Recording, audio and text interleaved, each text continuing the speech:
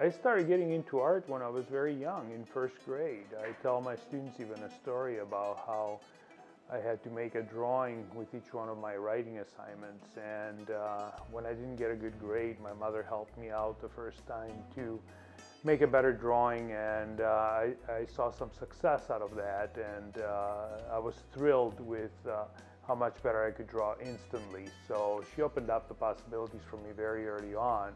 And it's so easy for us to do the opposite, to just say, oh, I cannot draw, and just forget about it. So ever since, I kept on practicing the art of drawing, and then eventually I got into painting. I came to Grand Rapids to teach at Kendall College of Art and Design part-time in the beginning. So I was teaching drawing classes and some art history. And 3 years later, there was a position open here at GRCC. I had done some part-time teaching at GRCC before then, so the Department of Art knew me pretty well by that point, and it turned out that I received the job to teach full-time. Real life inspires my artwork, and of course, as an artist, you're so aware of the history of art that it never fails to be inspiring.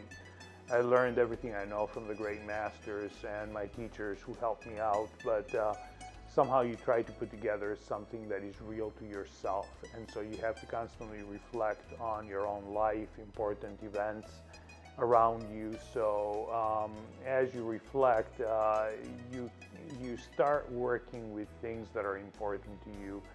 And as you look at your environment and you're thinking about what we do to pollute or to live within the environment, because that's a necessity too, you try to see what balances there are there. So I think the real world pretty much inspires myself and my art. I decided that Art Prize was a good thing for the community. I decided it was a good thing for Grand Rapids and for artists in general. So I jumped in with both feet right on the first go-around. Since then, I've done so many pieces of art that anymore the good ones are equivalent of each other. You're taking a tour of Athens, and yes, you're supposed to see some of the city that is picturesque and very well known to probably the entire world, like the Parthenon and some of the other monuments. And I portray those.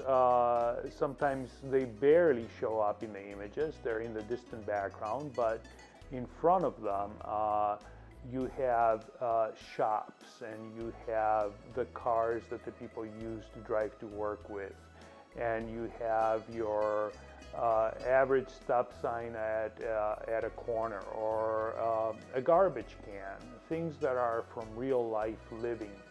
And so I'm showing a different side of Athens in those images. And what I like about it is that it is also shown from the viewpoint of a bus that passes by. So there is a little bit of movement to the image.